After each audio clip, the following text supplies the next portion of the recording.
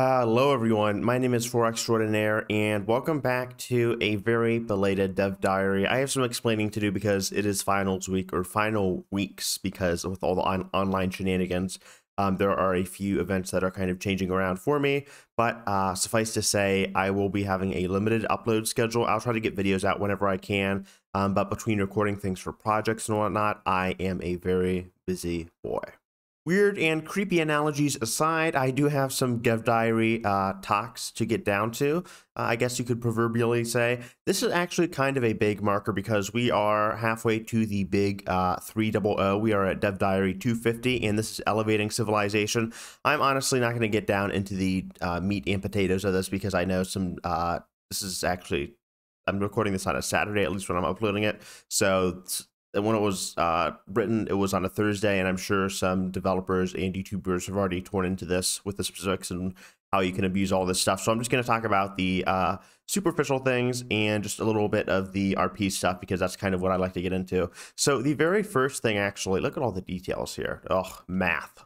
Anyway, the very first thing here is that we finally see what this little foreboding screenshot here was, and it is known as an orbital ring, and it is actually kind of interesting. It's essentially a starbase that you slap onto your planet, and I thought for whatever reason it was going to be some kind of Death Star laser or maybe like some kind of restraining ring that you put on as an overlord on your vassals' planets, like a kill switch if they disobeyed you or something like that. Maybe I was being a bit too sadistic there with my thoughts and terminology, but it is essentially the Lucre Hulk. If you guys have watched Star Wars, it kind of looks like it. Maybe I'm being a bit abstract here, but it kind of reminds me of the Lucre Hulk. It's essentially a control station that you outline your planet with, and it has a bunch of different add-ons. If it was just going to be a standard starbase for planets, I'd kind of be underwhelmed, but it also has things like habitation modules, that increase districts, and modular engineering also I think reduces the cost of all these as well, and they just add a bunch of different capacities and whatnot. So you have a bunch of broad things like the orbital anchorage you usually find at other star bases, and then you have more specific things like climate optimization stations, which increase food from farmers, amenities, and all of that good stuff. You even have a Unity generating attachment here or module with the orbital filling station. So it's very adaptable, but you will have to keep in mind that you're going to be sinking in a lot of alloys into this or minerals, whatever is most convenient for you to kind of build this little starbase right here.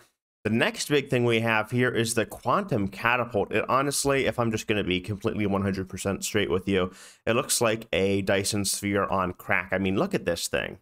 It is just, I feel bad for the neutron star here. Its energy is being extracted against its will, and it's being used to essentially slingshot, pun intended there, hordes of star fleets across the galaxy to do whatever dark deeds their masters seek out. So not too sure on this one, but you have a little fun array here. I'll definitely be using this maybe to screw around with empires across the galaxy, which I would normally have no means to reach them without like expending a ton of energy and spending way too much time trying to get access through empires that hate me. Anyhow, you have a massive catapult here, and as you kind of upgrade it, I don't know really why you'd use this unless you had like a crisis that you needed to get to, but if you want to do that, or if you want to like be cheeky and snag some archaeological sites that you don't have access to, the quantum catapult is going to fulfill every need you have. And for those saying that it's kind of, or for those wondering, I guess, that it is made obsolete by the jump drive, it actually has a bigger range, I believe. And as you upgrade it again, it becomes more refined. So presumably at like the third or fourth tier, or however many tiers it has, it will become much more useful and precise with its aiming and accuracy. So finally, we were able to get down to the meat and potatoes. I've already used that analogy once. I'll stop. But we've got into the very crux of the issue. Okay, there's a good one. With the teachers of the Shroud, there are a few requirements. Of course, you have to be spiritualist or fanatic spiritualist, and then you must be either biological or lithoid. I think necroids are counted as biological, but you can't be a machine.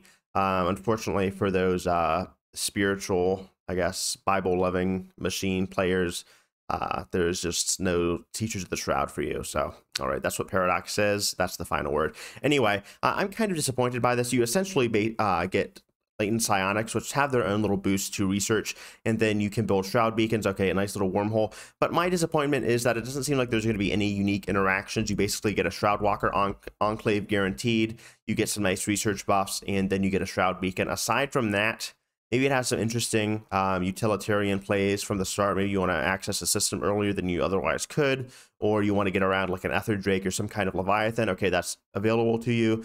Otherwise, or alternatively, it's a bit underwhelming. I was really hoping you'd get like some unique events, but it doesn't seem like this will be applicable.